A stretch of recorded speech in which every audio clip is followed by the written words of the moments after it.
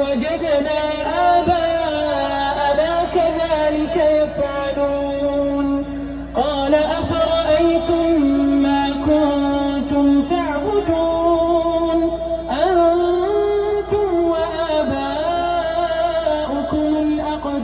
الأقدمون فإنهم عدو لي إلا رب العالمين الذي خلقني فهو يهدين والذي هو يطعمني ويسقين وإذا مرضت فهو يشفين والذي يميتني ثم يحيين والذي أطمع أن يغفر لي خطيئتي يوم الدين رب هب لي حكما وألحقني بالصالحين واجعل لي لسان صدق في الآخرين واجعلني من ورثة جنة